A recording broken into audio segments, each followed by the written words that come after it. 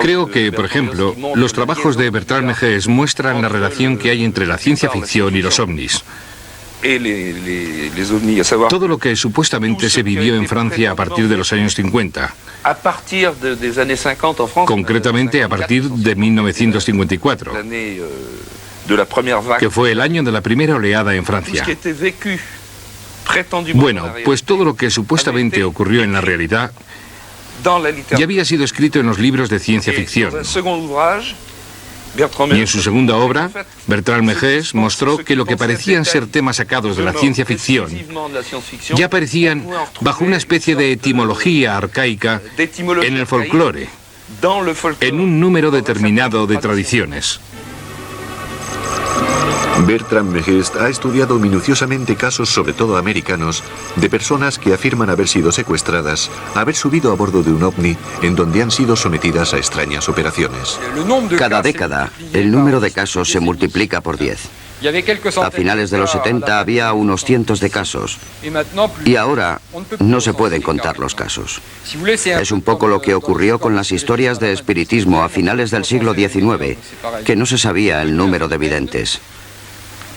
Se ha convertido en un fenómeno masivo que se ha instalado perfectamente en la cultura americana. Linda Napolitano, una neoyorquina abducida en varias ocasiones en su habitación, algunas veces junto con su hijo, fue hipnotizada por Bud Hopkins, un apasionado de estos temas. ¿Cómo eran? Son todos iguales. No tienen orejas y tienen ojos, unos ojos profundos, grandes y oscuros. Y me temo que ellos... Quiero irme a casa. Ahora mismo quiero irme a casa, eso es todo. Existe eso que podríamos denominar el efecto teoría. Es decir, que desde el mismo momento en que dichos relatos se publicaron, en libros, en revistas, argumentos de series televisivas, etc., surgen testimonios que cada vez se les parecen más. Tenemos una idea preconcebida de cómo sería ser secuestrado por un ovni. Cogemos fragmentos de aquí y de allí y los mezclamos. Y así acabamos creando la estructura del secuestro, o al menos lo hacemos uniforme. Pero esto no es exclusivo de la cultura contemporánea.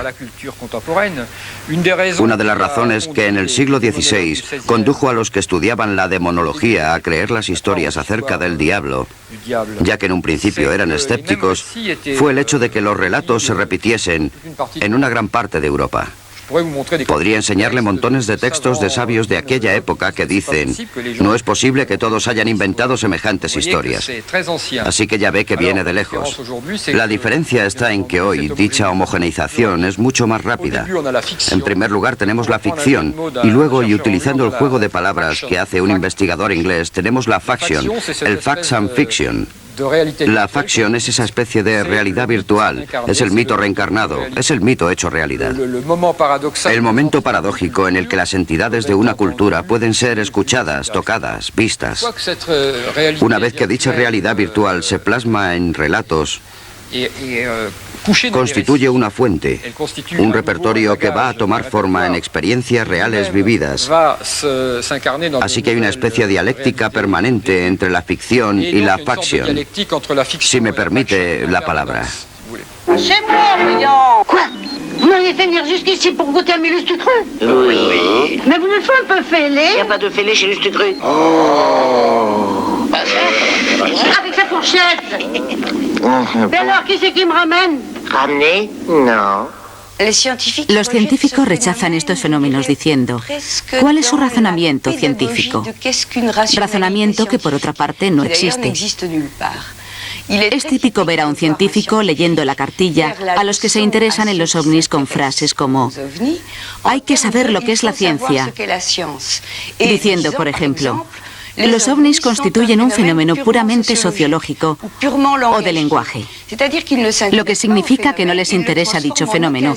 Lo transforman para enseñar al pueblo crédulo qué es la ciencia, qué es un auténtico objetivo científico, y para señalar las diferencias que, parece ser, descalifican a los ovnis, cuando de hecho lo único que demuestra la comparación entre el ovni como problema y el objetivo científico es que los científicos no han encontrado la manera de que les interese. Para ellos no hay invención científica. Para ellos la diferencia es una forma de decir que el fenómeno ovni pertenece a la sociología, a la retórica, al dicen qué, a las ciencias humanas. Lo envían a las ciencias humanas. Es decir, que para ellos el objetivo no es lo que se observa de vez en cuando en el cielo, sino lo que hace que la gente pueda creer en eso.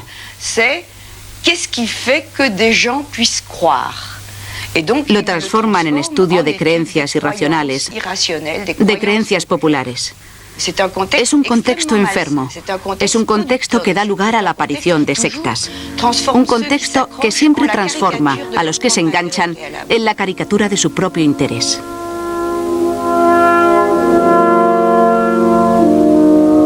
Una de las sectas que se interesaba por los ovnis era la Orden del Templo Solar. Entre 1994 y 1995 hubo 69 suicidios o asesinatos. Un exadepto nos da su testimonio.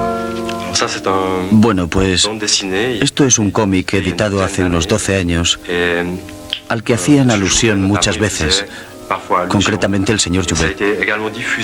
También la Orden del Templo Solar lo difundió y lo recomendó como lectura. El principio es un poco iniciático, muy cercano al que seguíamos en la OTS, con un desenlace que tenía que llegar un día. Y esta marcha, que es de inspiración etérea, no termina dramáticamente como ocurrió. Me impresionó, me estremeció. Como cela m'a choqué et bouleversé.